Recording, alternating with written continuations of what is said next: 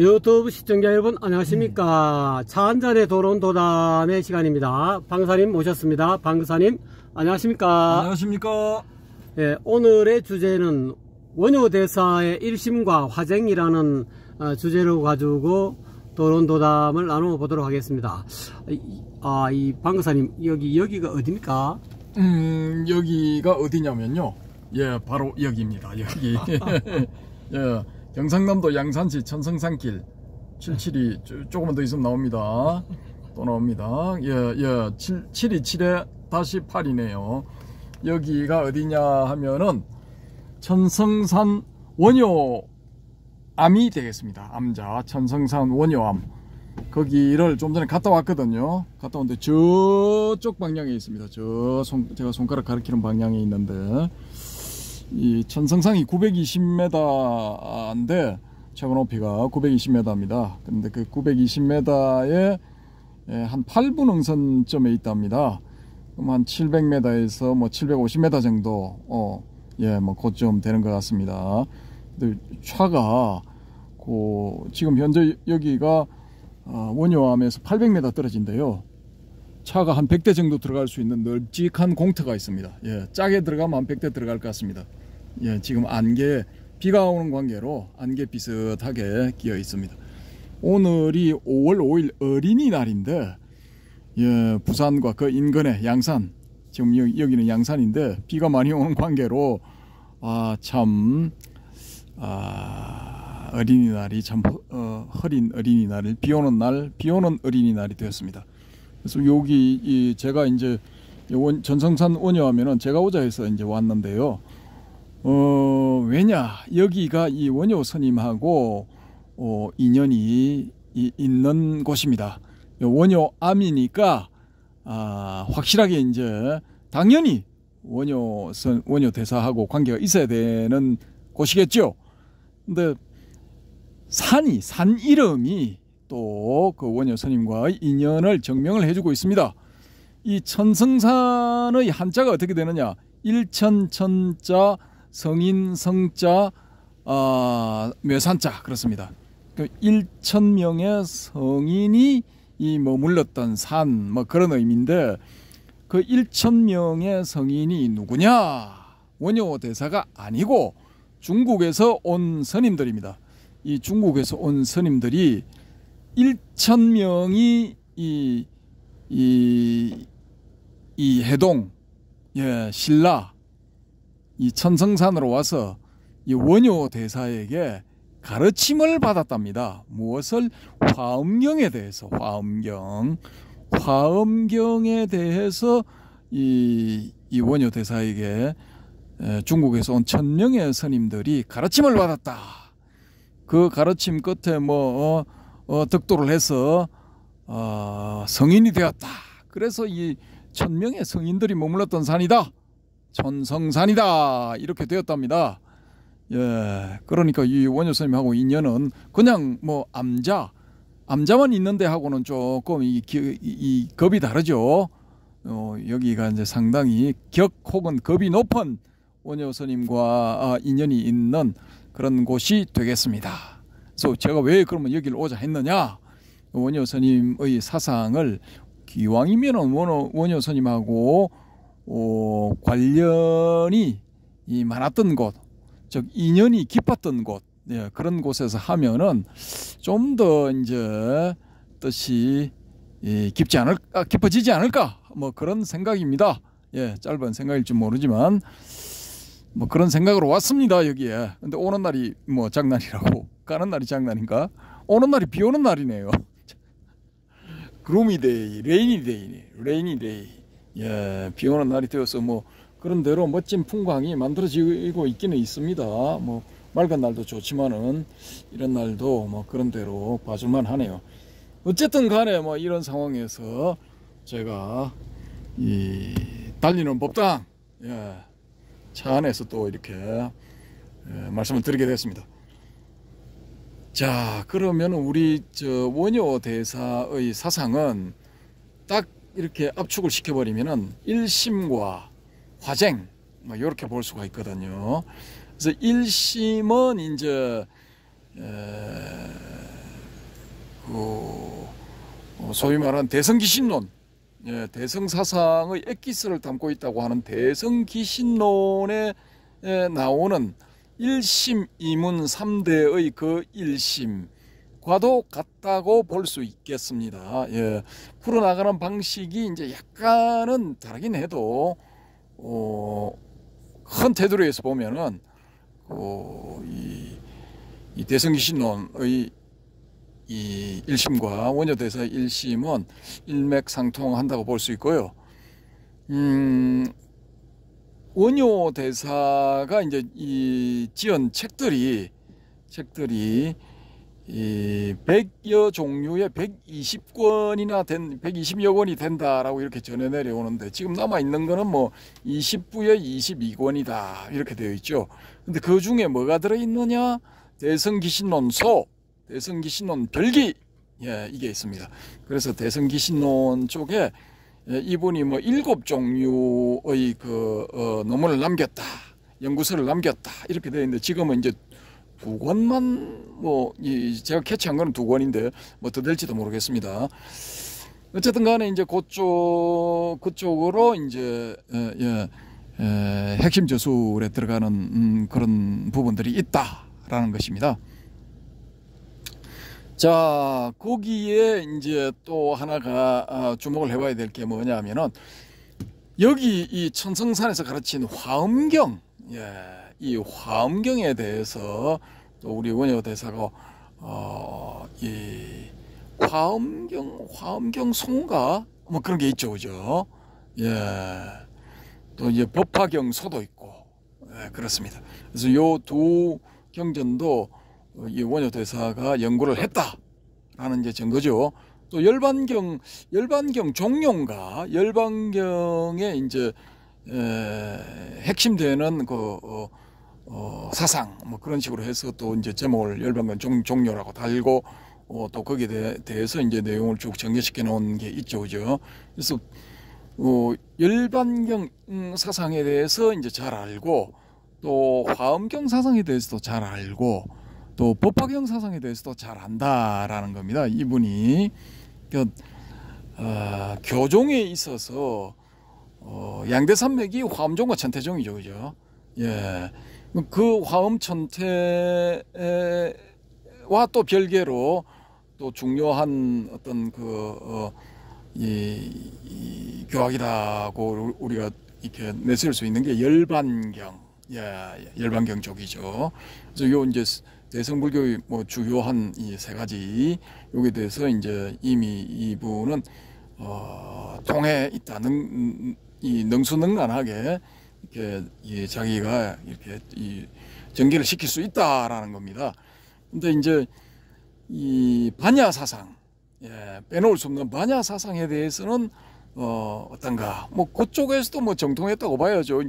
이 반야경에 대해서 공부를 안 했다고 볼 수는 없으니까요. 뭐 다 체크를 해봤겠죠. 예, 그래서 뭐 이분은 뭐 종합 사상가라고 봐야 될 것 같아요. 이 대성불교 종합 사상가. 보통 보면은 뭐 어떤 이런 이 한쪽을 뭐 이렇게 자기의 핵심 사상으로 하잖아요. 예를 들어 이제 중국의 비슷한 시기에 살았던 현장 삼장 같은 경우에 번역을 많이 해냈죠, 그죠? 신번역을 많이 해냈는데, 구말하자면 구번역이죠. 그 신번역을 많이 해냈는데, 이 양반은 이제 교학적인 종파로 따지면 법상종에 들어가죠, 그죠? 근데 법상종에 들어갔는데, 이 원효스님은 이제 해동에 오교 구산할 때 그 오교의 법성종에 들어가기는 해도, 이 자신이 이제 남긴 논문을 기준으로 봤을 때는 다양하게 이렇게 남겼다라는 거죠. 그러면은 중국의 그 동시대 유명한 삼장법사라고 할 수 있는 현장 삼장보다는 이 우리 원효대사가 그래도 좀 이 다방면에 걸쳐서 연구를 하지 않았나라고 이제 보여집니다. 일단 물론 현장 삼장도 이제 여러 가지 경전을 번역하는 과정에서 다양한 사상을 접했겠죠. 대표적으로 이 양반이 이제 이 반야심경, 예, 반야심경을 우리가 지금 외우고 있는 반야심경, 요걸 이제 번역한 분이죠. 그러면은 이 반야 사상에 대해서 잘 이렇게 알고 있었다라고 봐야 되겠죠. 또뭐 해신밀결 계통의 유식 사상에 대해서 잘 알고 있다 이렇게 보여지고요. 근데 이 두 분을 이제 뭐 누가 더 뛰어나다라고 이제 사실상 뭐 우열을 가릴 수 없다라고 우리가 이렇게 이제 보여지는데, 그래도 이제 논문을 가지고 기준을 삼아서 이렇게 이 서열을 좀 이렇게 만들어 본다면은 이 원효 대사가 좀 이렇게 한 수 내지 두 수 정도 높지 않을까? 예, 뭐 일단 뭐 그렇게 봅니다. 그렇게 보고 이분이 이제 그렇게 다양하게 이렇게 이 접촉을 했기 때문에 대승불교 사상의 다양한 부분을 접촉을 했기 때문에 종합적인 그런 그 마인드를 가지고 있었다라고 보여집니다. 그 종합적인 마인드를 가지게 되면은 열반경사상, 화엄경사상, 그 화엄사상이죠. 열반사상, 화엄사상, 천태사상, 기타 이 반야사상 뭐 이런 쪽으로도 나름대로 다 정통했기 때문에 그 공통분모들이 이제 이 원효대사는 알고 있었을 거란 말입니다. 그러니까 공통분모를 알고 있다는 것은 뭐냐 하면은 이걸 종합적으로 설명을 할 수 있다는 거야. 그러면은 이런 그 원효대사 같은 양반이 이렇게 딱 불교 교학 체계를 이렇게 봤을 때는 이게 다 회통이 되는 거예요.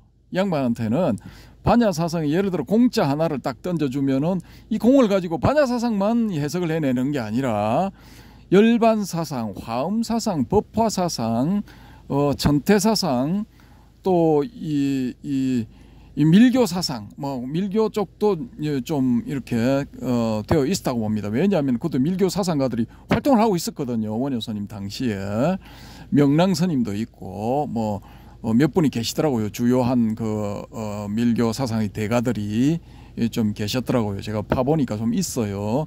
근데 일반한테는 잘 안 알려져 있죠, 그죠? 그러면은 이 원효 대사도 그걸 이제 섭렵을 했을 가능성이 높죠. 그래서 그렇게 이제 이런 분들한테는 어떤 뭐 열애장이면 열애장, 예, 또 이제 아려식이면 아려식 이런 걸 탁 던져주면은 그 열애장 사상만 이렇게 이제 이야기를 하는 게 아니라 뭐 지론적 남도파에서 뭐 이렇게 비롯해 가지고 뭐 어쩌고 저쩌고 뭐 80과 90의 관계 설정 뭐 이런 것만 이야기하는 게 아니고 자유자재로 그 부분에서 이제 중관 사상도 뽑아낼 수 있고 전태 사상도 뽑아낼 수 있고 화엄 사상도 뽑아낼 수 있고 뭐 다 뽑아낸다는 거죠. 그러니까 이 양반은 이 원효 대사의 머릿속에 들어있는 교학 체계는 어느 한 분야가 아니라 전체가 통으로 이렇게 노는 거예요. 통으로. 예. 한 부분에 한 글자만 딱 던져줘도 머릿속에서 통으로 모든 게 다 떠올라, 동시에. 그것도 조직적으로 다, 논리적으로 다 이치에 맞게끔 딱 이렇게 풀어낼 수가 있어요. 이게 아주 대단한 양반이죠, 이게.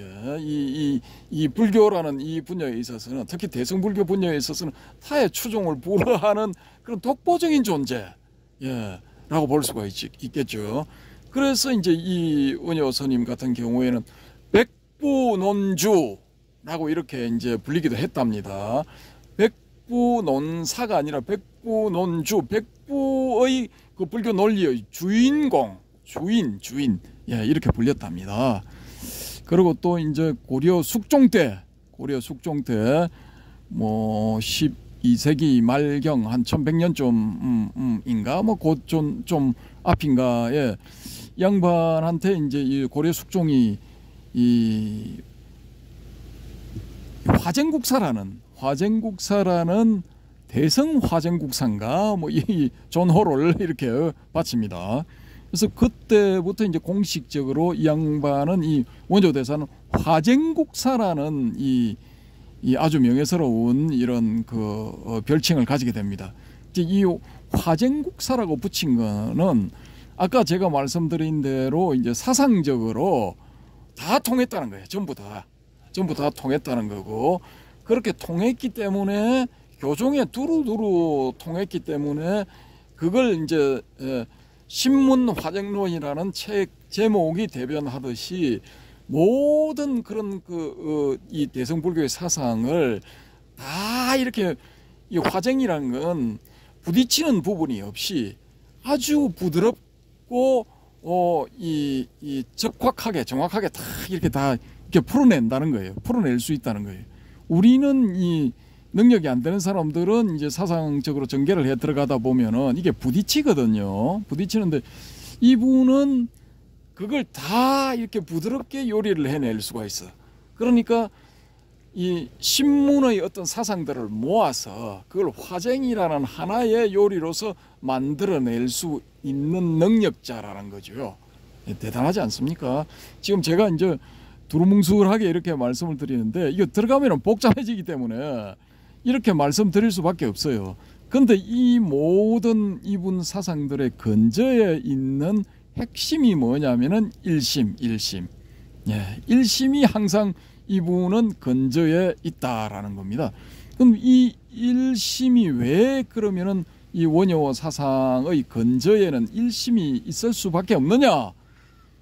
그건 자기 체험에서 이 일심을 이제 자기는 체험적으로 깨달았기 때문에 일심이 있을 수밖에 없다라는 겁니다. 왜냐? 이분이 두 번 이 중국 유학을 시도를 하죠, 그죠? 그 33세 때 한 번, 여기는 이제 650년경이 됩니다. 그 다음에 44세 때 이 17년생이니까 617년생이니까 33하면 650년경이 맞죠, 그죠? 그 다음에 44세 때 한 번 시도를 하니까 664년경에 또 한 번 시도를 합니다. 그렇게 해서 이제 두 번 시도를 하는데 두 번째 시도했을 때 그 유명한 이제 해골 바가지의 물 사건이 이제 전설처럼 전해 내려오고 있죠, 그죠? 이 정사에서는 이걸 이제 아니다라고 하는데 야사에서는 기다 맞다라고 하는 그런 케이스입니다. 삼국유사에 전해져 내려오고 있죠. 삼국유사가 아닐 수도 있겠네요. 헷갈리다 이거. 어쨌든 간에 그런 그 과정을 거쳐서 이분은 이제 자기가 이 마음에 대해서 이 마음이라는 게 과연 어떤 것인가, 마음이 어떤 식으로 작용을 하는가, 마음이 어떤 식으로 우리를 기만하기도 하고 또 우리의 어떤 그 정신 상태를 고양시키기도 하는가, 더 높은 상태로 끌어올리기도 하는가라는 것에 대해서 이렇게 체험적으로 깨닫는 양반이죠. 그래서 거기에 이제 마음이 생기니까, 마음이 움직이니까 다른 뭐 여러 가지 뭐 그게 생기고 마음이 조용해지니까 또 이제 거기에 따라서 어떤 좋은 그런 상태가 생긴다. 라는 뭐 그런 시도 짓고 해서 도로 돌아와 버렸죠. 지금 뭐 그 내용이 정확한 내용은 삼삼합니다. 여러분이 한번 찾아보시면은 그 다 나와 있습니다. 포털 같은 데 찾아보시면은. 어쨌든 간에 이분은 마음의 어떤 마음이 어떤 것인가, 마음이 어떤 기능을 하는가에 대해서 이제 나름대로 체험적으로 깨달아 버린 거죠. 그러니까 이론적으로 문자를 통해서 공부한 게 아니라 자기가 실체험을 한 겁니다. 그래서 결국은 이 원효 대사라는 분의 이 양반의 그 사상 체계에는 일심이 깔려 있을 수밖에 없어. 그러면은 지금도 우리가 이 양반의 사상 체계를 설명을 할 때는 뭘로 가지고 해야 되느냐? 일심으로 해야 된다는 거예요. 일심으로. 자, 그러면은 여기서 우리 해동성인 주절대사 우리 회원님 일심에 대해서 한번 제가 이제 돌발 질문. 자, 이 원효 대사의 이 사상, 모든 사상의 근저에는 이 일심이 들어 있다는데, 자, 그러면 원효 대사의 이 일심에서 우리가 소위 말하는 깨달음을 얻으려면은 어떤 식으로 해야 될 것인가? 선종에서 말하는 그런 직지인심 견성성불 할 때의 그 직지인심의 심과 원효 대사의 사상 근저에 있는 심과 이게 같겠습니까? 다르겠습니까? 네, 같다고 저는 알고 있습니다. 또 그렇게 나름대로 경험했고요. 직지인심이라 할 때 그 마음은 일심이라고 한 마음 통틀어서 중생 일심은 두 가지 문이 있기 때문에 생멸문과 진여문이 있는데 그게 전부 다 생멸적인 마음이나 진여적인 마음이나 그것이 다 일심에서 나왔기 때문에 이것을 뭐 가려서 분별하는 것 자체가 이게 어불성설이 있는 것이고, 뭐 직지인심할 때 그 마음은 어떻게 보면 뭐 불심이라고 딱 꼬집을 수 이렇게 분별해서 하기보다는 모든 것을 다 몽뚱그리는 일심이라고 볼 수 있죠. 곧바로 선종해서 곧바로 눈 밝은 선지식으로부터 곧바로 지시를 구한다. 이제 가르침을 구하는데 사람의 마음, 인심은 사람마다 가지고 있는 그 한 마음, 즉 뭐 좀 더 상세하게 이야기하면 그 한 마음 가운데서 또 꼬집으면 뭐 진여불심 뭐 이렇게 할 수 있는데, 원효 대사가 이야기하고 있는 그 일심은 다 몽뚱그려서 진여심과 생멸심을 다 몽뚱그려서 심, 마음, 일심 이렇게 통합적으로 말씀하신 것 같아요. 그래서 뭐 그러기 때문에 뭐 견성성불 그 마음을 이제 제대로 지시받아 갖고 마음자리가 어디 있는가를 확연하게 선지식으로부터 이렇게 가르침을 받으면 은하대오하게 되면은 견성성불한다. 그 견성성불도 제가 보건대는 그것도 일종의 그 가려서 분별한 건데, 왜 사람들이 마음을 똑바로 안 쓰고 이 마음에는 본래 이 진여심 쪽으로 마음을 안 쓰고 생멸심 쪽으로 자꾸 마음이 흘러가다 보니까 어쩔 수 없이 진여심을 끄집어내 가지고 그 진여심 가운데서 핵심되는 것이 성이다, 성품이다.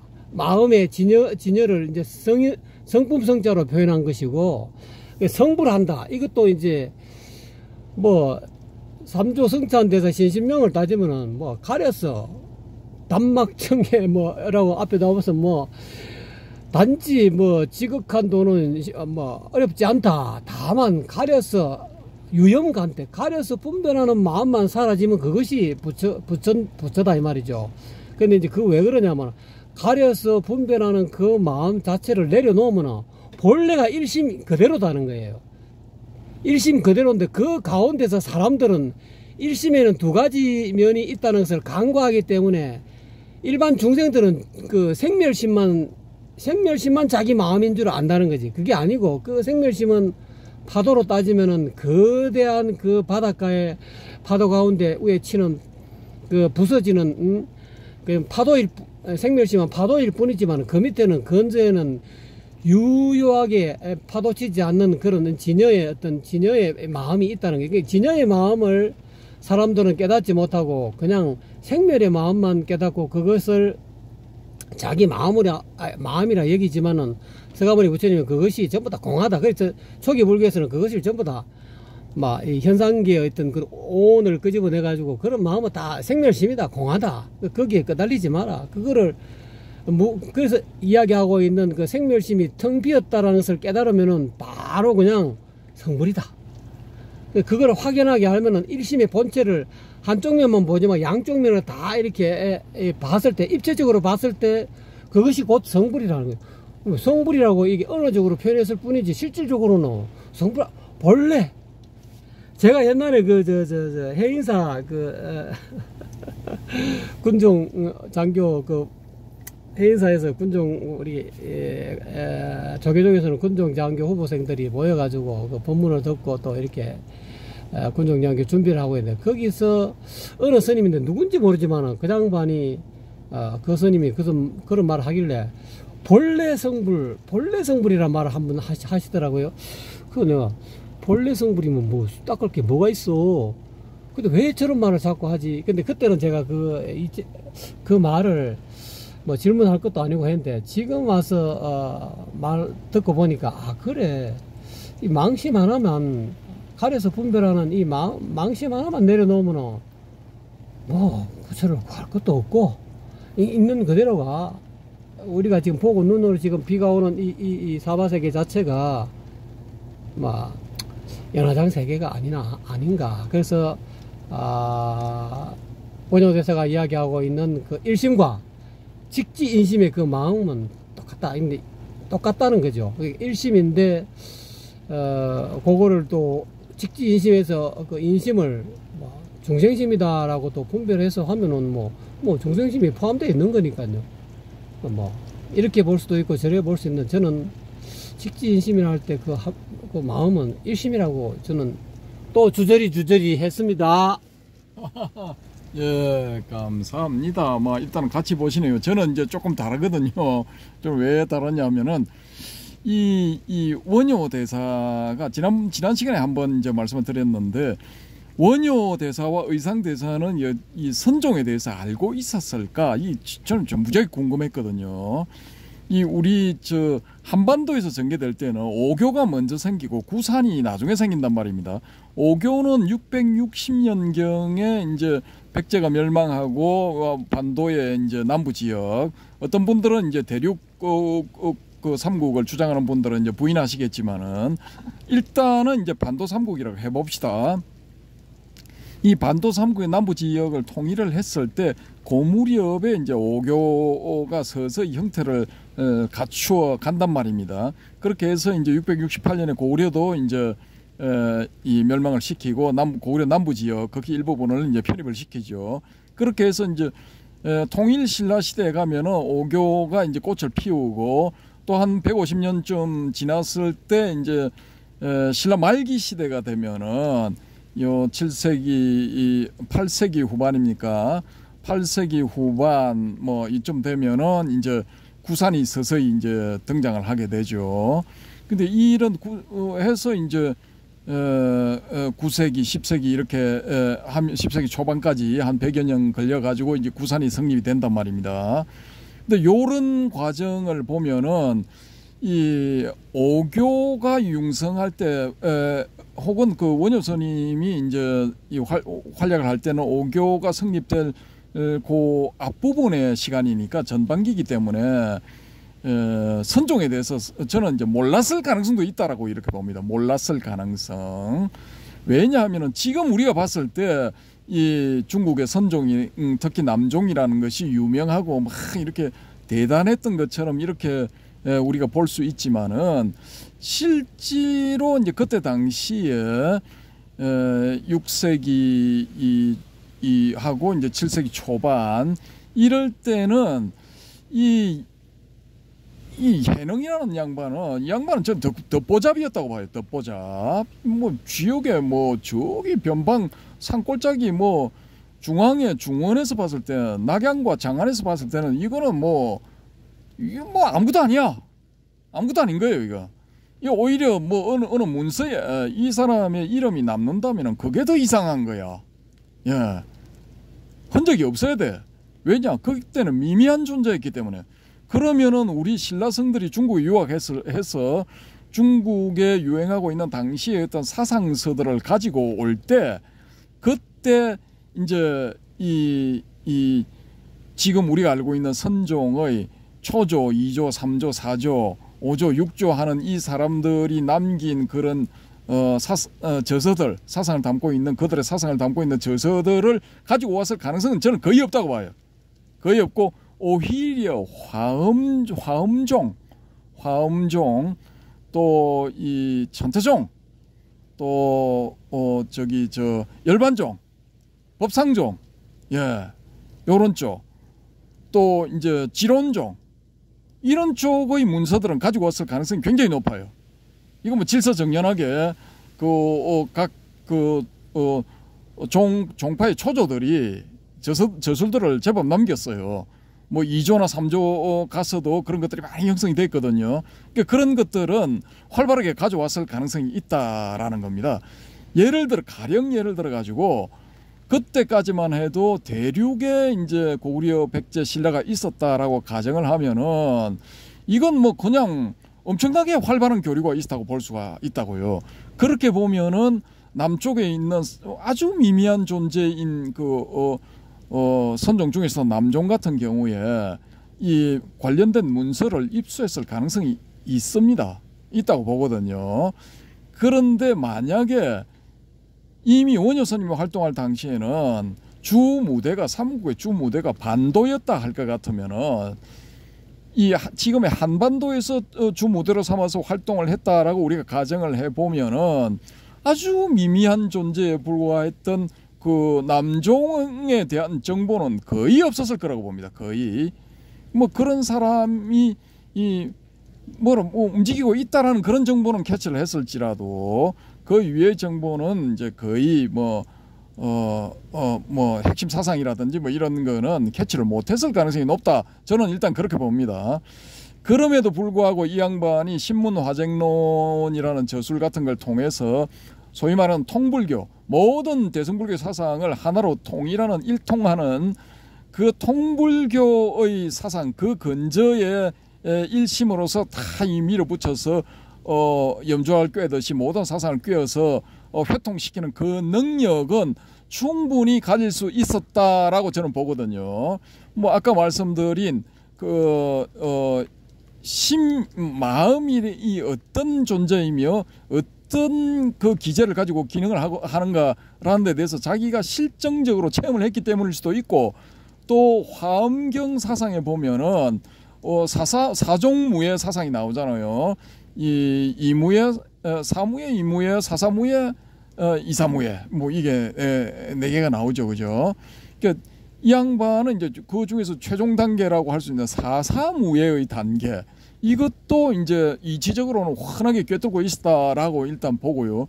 또 말년에 이 양반이 이제 소성거사다라고 이제 파괴하고 난 다음에 뭐 요석 공주인가 뭐 하는 뭐 알려진 그런 여인하고 뭐 좀 살다가 뭐 한 2, 3년 살다가 또 그냥 독립해가지고 홀로 살아요. 홀로 살면서 이제 파괴를 했으니 나는 거사다 해서 머리 기르고 소성거사하고 이거 박바가지 하나 해가지고 그걸 가지고 두드리고 저작거리에 돌아다니면서 무예 뭐 이렇게 외쳤다고 그러잖아요, 그죠? 근데 그 비슷하게 살았던 분이 그때 원효 스님하고 비슷하게 겹치는 분이 대한대사야, 대한대사. 그분은 이제 바가지에 이제 곡차 마시고 뭐 술에 취해가지고 얼큰하게 취해서 저작거리 돌아다니면서 박 두드리면서 대한 했다고 합니다. 크게 안심하라, 혹은 크게 안정되어라 라는 그런 거죠. 그러니까 걱정 마라 이 말이야. 걱정 말고 막 열심히들 살아라 이 말이야. 이 좀 이렇게 넓게 해석을 해보면요. 근데 그런 비슷한 사람이 있었다는 거예요. 이 원효 스님이 무예라고 외쳤다. 어떤 것에도 걸리지 마라. 일체 무예인이 되어서 일도출 생사해라. 생사에서 한 길에 나오는 한 길, 그 길을 캐치를 해라라는 그런 의미죠, 그죠? 근데 그렇게 하면서 이제 성속에 걸림 없이 이렇게 무예자재하게 살았다라고 이렇게 봤을 때는 그 사사무예의 도리도 이 양반이 이제 체험을 하고 있다라고 우리가 유추를 해볼 수가 있단 말입니다. 그러면은 이 양반이 이제 원효 대사가 이제 인생 후반기에 이제 살았던 그런 행장을 보면은 이 중국의 그 선사들이, 남종의 선사들이 살았던 그런 거하고 비슷해요. 남종 선사들 이제 우리가 뭡니까 경덕 전등록을 하면서 이제 본격적으로 들어갈 건데 이 양반 굉장히 소탈하게 살았거든요. 대부분이 소탈하게 살았어. 물론 이제 고려 시대에 나홍 화상이라든지 뭐 또 백운 수단 말고 또 나홍하고 또 무슨 뭐 공인가 뭐 또 있죠, 그죠? 그런 사람들이 이제 그분들이 아니구나. 그분들이 아니고 이제 원나라 때 이제 몽골족 황제들이 이제 거기도 불자니까 이 선종의 고성들을 불러서 이렇게 법회를 하고 할 때 그 고성들한테 올리는 이제 그 고성들이 황제에게 올리는 글이 있어요. 그 글에 보면은 이 황제에 대한 공치사를 무지하게 해. 근데 이건 선종의 스타일하고는 전혀 안 맞아요. 완전히 반대되는 거야. 근데 이건 이제 형식적인 문장이겠죠, 그죠? 근데 이런 경우를 빼놓고 보면은 대부분의 선사들이 뭐 설법하고 난 다음에 뭐 이렇게 하사품 나오면은 안 받아와요, 안 받아와. 억지로 이제 맡기면은 갖고 와가지고 밑에 다 나눠줘 버려. 자기는 그거 전혀 안 써. 예. 아주 금소, 소탈, 그 간단 명료한 삶, 복잡한 삶을 무지하게 싫어해, 이런 양반들은. 근데 원효대사도 딱 마지막 행장 보면은 이 선사들이 살았던 행장하고 거의 뭐 겹쳐져요. 복사품이야, 복사품. 그러면은 굳이 이 선사상을 가지고 와서 뭐 참선을 하고 뭐 이렇게 안 해도 이미 원효대사는 그 급에 있었다라는 거야. 그 급에. 예. 그러니까 전혀 교종의 종주라 하더라도 선종 부분의 선종의 선사들과 같이 이렇게 교류를 함에 있었어도 전혀 밀리지 않았을 것이다라고 저는 이제 추정을 합니다. 어디까지나 이제 저의 뇌피셜. 여러분이 이제 일단 이제 원효 대사, 원효 성사, 해동 제일 고성 뭐 이렇게 하니까 선종에도 통했을 거다 생각하는데 이 조사를 해보시면 아시겠지만은 선종하고는 이 양반은 아무 상관없어. 원효 대사는 상관없습니다. 상관없지만은 그럼에도 불구하고 이 행장을 봤을 때 말과 행동을 봤을 때 이 양반은 전혀 이 선사들과 이제 선문답을 해도 밀리지 않는 그런 수준이 올랐지 않았을까? 예, 저는 그렇게 봅니다. 그래서 우리가 이걸 다루면서 이 경덕전등록을 다루면서 원효 대사의 사상과 이제 연관되는 그런 부분들이 좀 나올 수가 있거든요. 그렇게 이제 중간중간에 나올 때 그럴 때 그 부분에 대해서도 제가 이제 화두 삼아서 또 공부 삼아서 그런 부분에 대해서도 한번 이렇게 같이 캐치를 이게 연구를 한번 해보자고요. 예. 그래서 오늘은 이 원효 대사의 발자취가 남아 있는 원효 대사가 이 1000명의 중국성 유학성들이죠. 그런 유학성들. 이것도 또 대륙에 있는 그 신라의 천성산이 있었다 할 것 같으면은 이거 그냥 뭐 바다를 안 건너도 되니까 1000명이나 되는 손님이 쉽게 모였겠죠, 그죠? 쉽게 모였을 것이고 이제 이게 이제 반도에 있는 천성산이라고 할 것 같으면은 조금 이제 힘들죠. 1000명이나 되는 사람이 배를 타고 넘어와야 되니까. 그래서 다음에 날이 좋을 때 다음에 한번 와서 정상에 가서 과연 1000명이나 되는 스님들이 와서 여기서 이제 원효 스님한테서 화엄경 강의를 들을 만한 여건이 되는가, 지형적인 여건이 되는가, 그 부분에 대해서 이제 한번 확인을 해드리겠습니다. 여기서 한 2km 정도만 이렇게 산길로 올라가면은 정상봉이랍니다. 원효봉, 이 천성산 정상 원효봉이랍니다. 그래서 거기 가서 이제 한번 직접 눈으로 보여드리면서 그때 또 이제 그 부분에 대해서 또 말씀을 한번 드려보겠습니다. 이상으로 천성상 원효암 인근에서 원효 대사의 1심 사상과 화정에 대해서 말씀을 드렸습니다. 예, 주절 대사님 받으세요. 방금사님 수고하셨습니다. 여러분 보람 되셨습니까? 5월 5일 어린이날을 맞이하여서 시청해 주신 여러분 대단히 감사합니다. 방금사님 감사합니다. 감사합니다.